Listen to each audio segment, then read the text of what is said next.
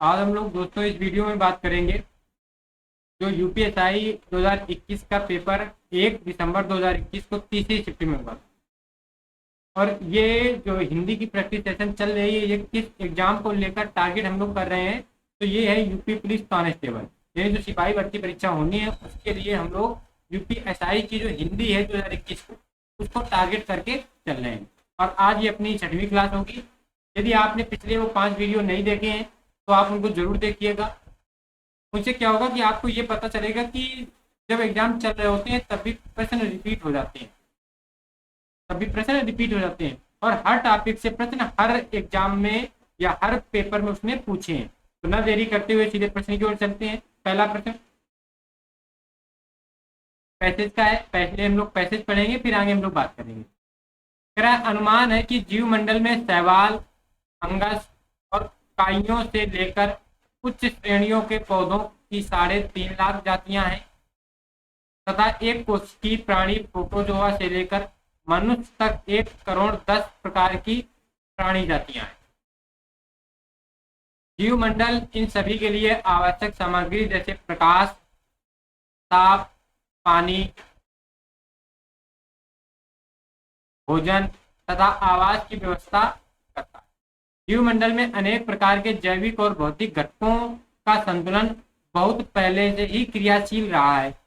जीवन की एक निरंतरता के मूल में अन्य संबंधों का एक संगठित तंत्र काम करता है। वायु, जल, मनुष्य, जीव जंतु, वनस्पति एवं प्लावक, मिट्टी और जीवाणु, ये सब जीवन धारण प्राणी में अदृश्य रूप से एक दूसरे से गुथे हुए हैं। यह व्यवस्था पर्यावरण कहलाती है। सौर ऊर्जा जीवन मंडल को बनाए रखती है और जीवन मंडल को मिलने वाली कुल ऊर्जा का 99.88% भाग इसी से प्राप्त होता है, यानी सौर ऊर्जा से। सूर्य सतत रूप से सौर ताप के रूप में अपनी ऊर्जा को उड़ेलता रहता है। जीवमंडल में सर्वाधिक महत्वपूर्ण प्रकाश रासायनिक क्रियाकलाप पौधों में होने वाला प्रकाश संश्लेषण है। प्रकाश संश्लेषण एक जटिल प्रक्रिया है। ये हो गया पैसेज, यानी उसने एनवायरमेंट में सूर्य की बात को लेकर या मानव जीवन या मानवधारी या जीवधारी इसकी बात कही है। अब हम लोग चलते हैं पैसेज में। तेरा उक्त अनुच्छेद के अनुसार कथन का सही नहीं है। कौन सा कथन सही नहीं है? कह रहा है जीव मंडल में अनेक प्रकार के जैविक और भौतिक घटकों का संतुलन बहुत पहले से क्रियाशील है। ये सही है।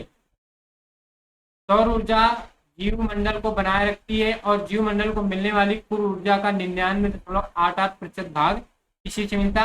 ये भी सही है। जीव मंडल में शैवाल, फंगस और कईयों से लेकर उच्च श्रेणी के पौधों के 30 लाख नहीं 3 लाख जातियां हैं। कितनी उसने बताई थी? 3 लाख। और करोड़ों में किसकी? मानव जातियां बताई थी। ठीक, तो कितनी? तो ये वाला गलत हो गया, लेकिन बताना कौन सा गलत है, तो यही सही हो गया। कथन कौन सा गलत है? तो गलत सी नंबर है, ऑप्शन सी नंबर अपना सही हो गया। अगला है, जीवन धारण प्रणाली में अदृश्य रूप से एक दूसरे से कौन कौन गुथे हुए हैं? वायु, जल, मनुष्य और जीवाणु। वायु, जल, मनुष्य, जीव जंतु और जीवाणु। इससे पहले प्रश्न का भाव समझ लो।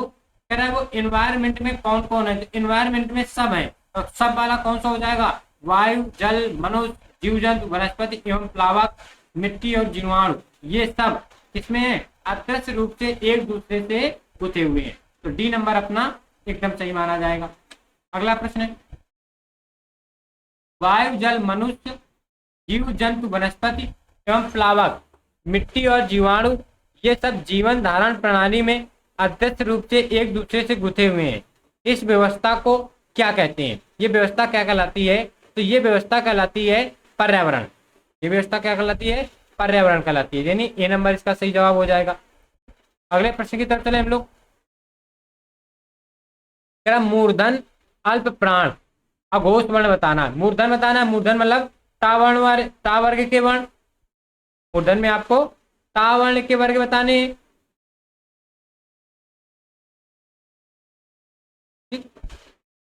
अघोष बताना है, यानी पहला और दूसरा पंक्ति के बताने हैं। अल्प प्राण यानी पहला बताना है। तो टा वर्ग का पहला यानी टा ही क्या होता है? मूर्धन है, अल्प प्राण और अघोष वर्ण है। यानी सी नंबर एकदम सही जवाब है। अगला प्रश्न, गुरुजी योग सिखाएंगे, इस वाक्य में क्रिया किस काल का बोध करा रही है? किस काल का करा रही है? सामान्य भविष्य की बात कर रहा है कि आगे गुरुजी सिखाएंगे, अर्थात बी नंबर एकदम सही है, सामान्य भविष्य काल का। अगला प्रश्न है, महात्मा गांधी अंतरराष्ट्रीय हिंदी विश्वविद्यालय की पत्रिका का नाम क्या है? तो याद रखना पत्रिका का नाम है बहुवचन। पत्रिका का क्या नाम है? बहुवचन पत्रिका का नाम है। अगला प्रश्न, विस्मय किस रस का स्थायी भाव है? हम लोगों ने जब कल के सेशन में किया था तब भी रस से 2 प्रश्न 3 प्रश्न बने थे। ये प्रश्न कर रहे हैं तब भी देखो विस्मय रस का बिना, विस्मय का क्या होता है? अद्भुत। विस्मय का क्या होता है? अद्भुत। भयानक रस का क्या होता है? भय। करुण रस का क्या होता है? तो हास का क्या होता है? हास। तो यानी रस से प्रश्न बना रहा है। आंसर क्या हो जाएगा? D number. अगले प्रश्न की तरफ चलें। कह रहा है इनमें से पुल्लिंग शब्द कौन सा है? पुल्लिंग बताना है तो जो शब्द है इसमें आप क्रिया का प्रयोग कर लो। दौलत रखा है कि रखी है? निधि आकस्मिक निधि संचित निधि होती है कि होता है? होती है। कोष, कोष में रुपया, कोष बड़ा कोष है कि छोटा कोष है? यानी कोष। रकम अच्छी है, बड़ी है, छोटी है? यानी रकम भी स्त्रीलिंग हो गया, निधि भी स्त्रीलिंग हो गया, दौलत भी स्त्रीलिंग हो गया। ठीक, बचा क्या? C number. यानी कोष कैसा है? कोष अपना पुल्लिंग शब्द है। कोष कैसा शब्द माना जाएगा? अपना पुल्लिंग शब्द माना जाएगा। अगले प्रश्न की तरफ चलें हम लोग। धड़ा उठाना, धड़ा उठाने का मतलब लग रहा हो क्या हो गया? तो धड़ा होती है यानी धड़ी, धड़ी होती है छोटी और धड़ा होता है बड़ा। धड़ी यानी 5 किलो 10 किलो की धड़ी हो गई, धड़ा यानी 15 किलो 20 किलो 25 किलो 50 किलो का धड़ा होता है। धड़ा उठाने का मतलब होता है तौलना। क्या होता है? तौलना, अर्थात बी नंबर। मेरा सारा दूध छोटी बिल्ली पी गई, मेरा सारा दूध छोटी बिल्ली पी गई। इस वाक्य में आपको बताना है कि कितने पदबंध हैं। ठीक? तो इस वाक्य में पदबंधों की अगर हम संख्या की बात करें तो पदबंधों की संख्या है 3। पदबंधों की संख्या कितनी है? 3 है। ठीक है, अब ये 3 कौन कौन से हैं तो देखोगे आप।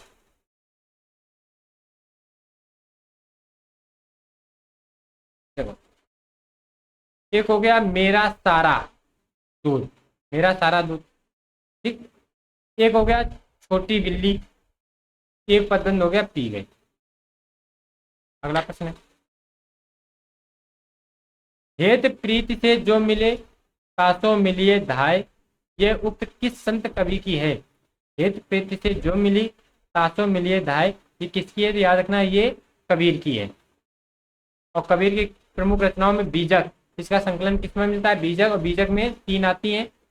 बीजक किसकी रचना है? तो बीजक कबीर के रचनाओं का संग्रह है और इसमें होता है साखी, शबद और रमैनी। साखी, शबद, रमैनी बीजक संकलन है और ये किसकी है? कबीर की है। कबीर की जो भाषा है वो कैसी है? भाषा कबीर की अक्सर पूछता है तो याद रखना सदुक्कड़ी, या इसी को कहते हैं पंचमेल खिचड़ी। पंचमेल खिचड़ी, सदुक्कड़ी भाषा या पंचमेल खिचड़ी किसकी है? कबीर की है। अगला प्रश्न, सही वर्तनी वाला शब्द बताना है। ठीक, तो जब आप विसर्ग संधि पढ़ते हो तो इस प्रश्न को विसर्ग संधि में जरूर कहा जाता है। शब्द है आवी धनकार। जब विसर्ग का प्रयोग आ या आ के अलावा किसी अन्य स्वर के साथ होता है और बाद में का, हा, पा, आ ये शब्द आ जाते हैं या माँ, तो क्या होता है? विसर्ग का आदि सा मूर्धन वाली बन जाता है, तो ये हो जाता है आविष्कार। तो कौन सा हो जाएगा? D number. इसका एक उदाहरण और आपको बता दें, जैसे होता है आयु धन मान, तो हो जाता है आयुष मान। एक और अगर आपको बता दें निधन धुर, तो हो जाता है निष्ठुर। शोर। ठीक, तो विसर्ग संधि का ये बनता है, विसर्ग संधि का ये 7वां नियम बनता है। अगला प्रश्न है, हिंदी साहित्य का आदिकाल किस आलोचक की कृति है?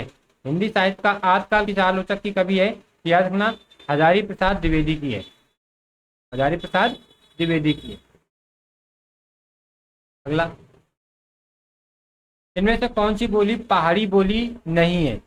कौन सी बोली है जो पहाड़ी बोली के अंतर्गत नहीं आती है? तो पहाड़ी बोली मालवी के अंतर्गत नहीं आती है, ये मध्य प्रदेश के मालवा पठार की ओर बोली जाती है। तो मालवी बोली पहाड़ी बोली के अंतर्गत नहीं आती है। ठीक है, मालवी किसके अंतर्गत आती है? तो मालवी आ जाती है राजस्थानी के अंतर्गत, मालवी राजस्थानी के अंतर्गत, और यही मालवी दक्षिणी राजस्थानी के नाम से जानी जाती है। पूर्वी राजस्थानी जयपुरी जिसे जुड़ाड़ी कहते हैं, उत्तरी राजस्थानी मेवाती, मेवाती, और पश्चिमी राजस्थानी तो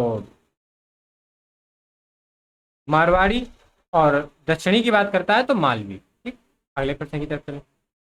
पंजाबी का विकास, यही प्रश्न कल वाले सेशन में हम लोगों ने रिपीट किया था और आज ये फिर रिपीट हो रहा है।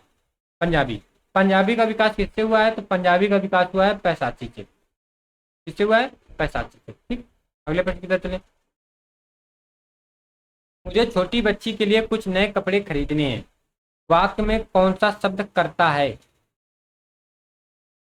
इसमें कर्ता आपको बताना है कि मुझे छोटी बच्ची के लिए कुछ कपड़े खरीदने हैं, कर्ता कौन है?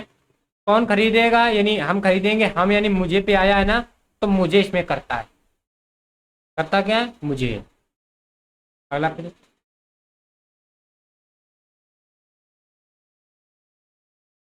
तेरा वासगृह शब्द का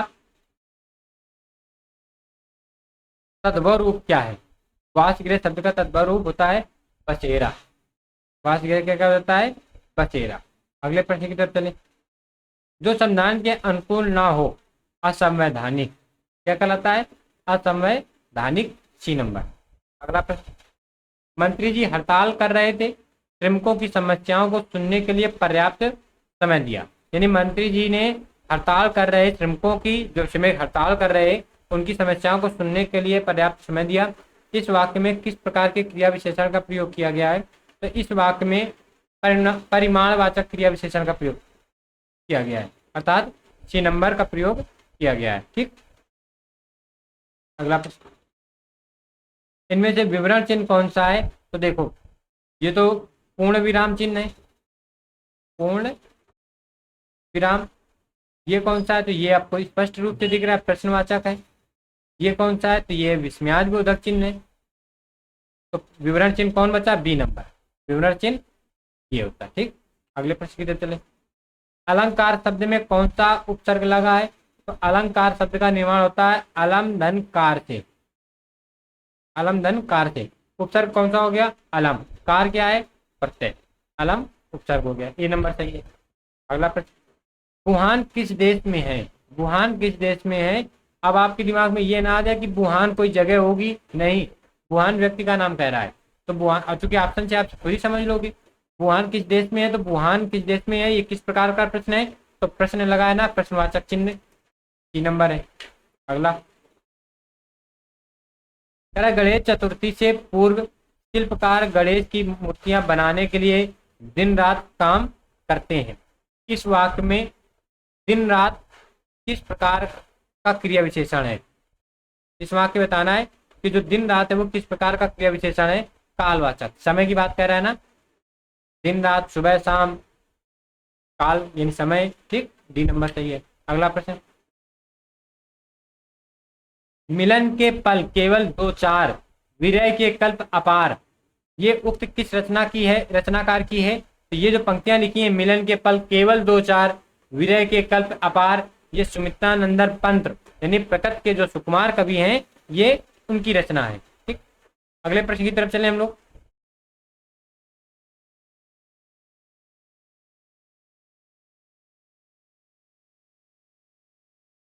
मेरी गोद में बिल्ली है, मेरी गोद में बिल्ली है, में या पर, में या पर यानी टेबल पे पुस्तक है, टेबल पे पुस्तक है, मेरी गोद में बिल्ली है, कौन सा कारक हो जाता है? तो ये कारक हो जाता है अपना अधिकरण।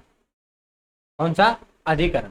अपादान की अगर बात करें तो से अलग होने के अर्थ में, से अलग होने, जैसे बच्चा छत से कूदा, बिल्ली मेज से कूदी, यानी मेज से अलग हो रही है। ठीक।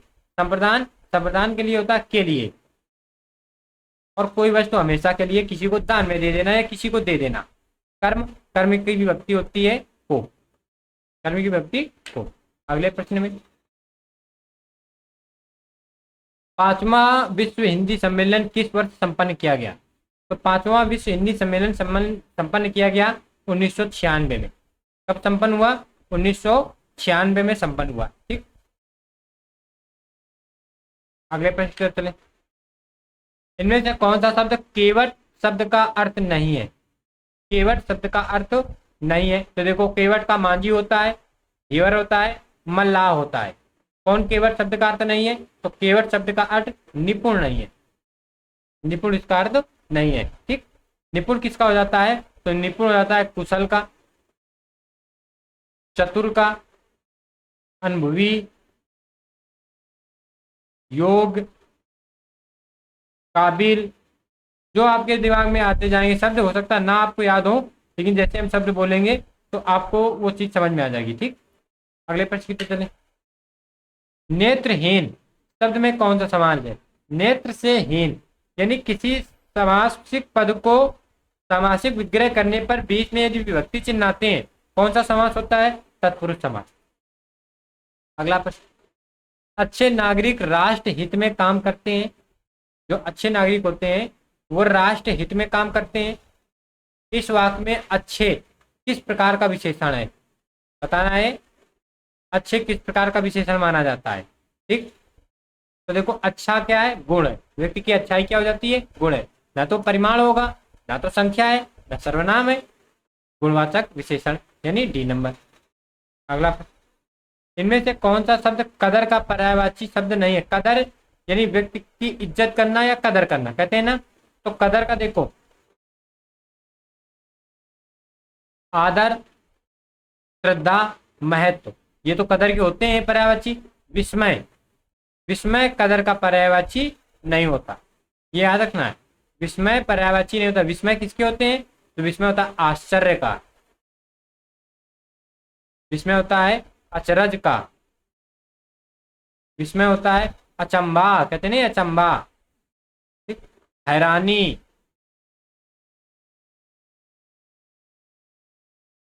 ये किसके होते हैं? विस्मय के। अगले प्रश्न की तरफ चलें। मुरारी शब्द में कौन सा समास है? मुरारी शब्द में, ठीक है, तो मुरारी, तो मुरारी से मैंने कहा था कि पर्यायवाची जब समास हमने आपको बताया है, तो जो पर्यायवाची वाले शब्द होते हैं वो किसमें जाते हैं? बहुव्रीहि समास में। मुर नाम का एक राक्षस था और उसके दुश्मन, और मुर नाम के राक्षस को खत्म किसने किया था? भगवान कृष्ण ने। तो मुर आरी, मुर अरी, मुर के दुश्मन, तो बन गया मुरारी, मुरारी। और मुरारी किसको कहा जाता है? तो भगवान कृष्ण को कहा जाता है। और जितने भी देवी देवताओं को समर्पित शब्द होते हैं वो किसके समास होते हैं? तो बहुव्रीहि समास में आते हैं। अगला प्रश्न, स्थावर का विलोम क्या होता है? एक स्थावर संपत्ति होती है, एक जंगम संपत्ति होती है, यानी चलायमान, बी नंबर। अगला प्रश्न, अज्ञेय कृत, यानी अज्ञेय, हिरानंद सच्चिदानंद वात्स्यायन अज्ञेय की रचना है आंगन के पार द्वार के लिए कौन सा पुरस्कार दिया गया था? आंगन के पार द्वार के लिए इन्हें कौन सा पुरस्कार मिला था? ठीक, तो याद रखना, इनको दिया गया था साहित्य अकादमी पुरस्कार। और ये साहित्य अकादमी पुरस्कार कब दिया गया था? तो ये याद रखना 1964 में दिया गया था। हमने आपसे कई बार कहा है कि साहित्य अकादमी पुरस्कार, ज्ञानपीठ पुरस्कार, व्यास सम्मान, सरस्वती सम्मान, ये आपको बहुत ज्यादा याद रखने हैं क्योंकि इनसे प्रश्न अक्सर बनते रहते हैं। ठीक। कथनीय शब्द में कौन सा प्रत्यय लगा है? मूल शब्द है कथन, कथन में प्रत्यय लगा ई, तो कौन सा हो जाएगा? B number. तो कथनीय में कौन सा हो गया? बी नंबर हो गया, ई प्रत्यय लगा है। नेकी का फल बदी, इस लोकोक्ति का अर्थ क्या है? कहते हैं नेकी कर कुआं में डाल, यानी नेकी का फल मिलता है बुराई से, भलाई का बदला बुराई से, अर्थात बी नंबर। पब्लिक इंटरेस्ट, यानी पब्लिक इंटरेस्ट का हिंदी पर्याय क्या है? तो पब्लिक इंटरेस्ट का हिंदी पर्याय होता है लोक हित, लोक हित। और लोक कल्याण का याद रखना पब्लिक वेलफेयर।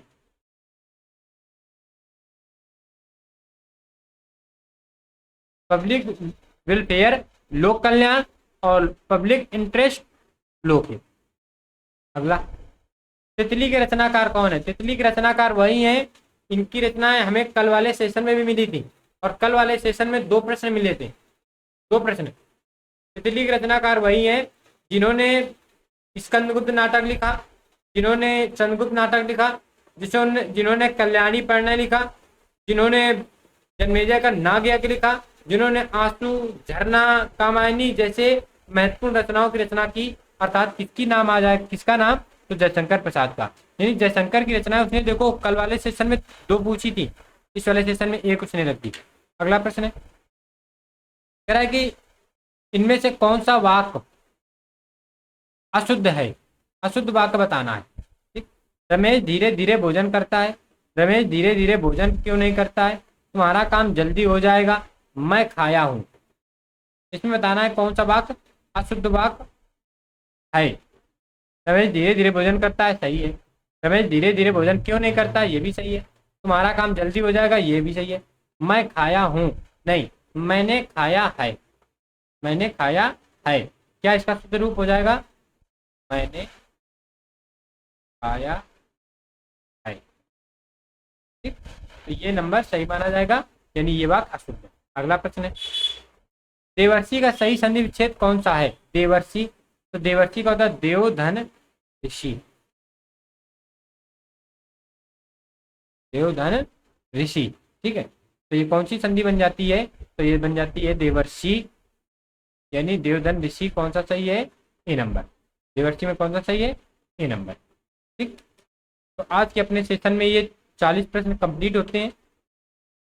आप, हमने जैसा आपके पहले भी बताया है कि यदि आपको उत्तर प्रदेश सिपाही भर्ती परीक्षा में हिंदी में बेहतर स्कोर करना है तो जो यूपी एसआई के 2021 के 54 पेपर हैं और 2017 के 34-35 पेपर हैं, इन पेपरों की जो हिंदी है ये आपको हिंदी रट डालनी है। 2017 के पेपर आपको यूपी योगा क्लासेस के प्लेलिस्ट में पढ़े हैं ऑलरेडी, पिछली बार हम लोगों ने कराए हैं, वो करने हैं। 2021 का लेटेस्ट पैटर्न के आधार पे एकदम रामबाण आपके लिए चल रहा है। आपको इस सेशन का हिस्सा जरूर बनते रहना है। ठीक, तो मिलते हैं दोस्तों नेक्स्ट वीडियो पे, तब तक के लिए नमस्कार, जय हिंद, वंदे मातरम।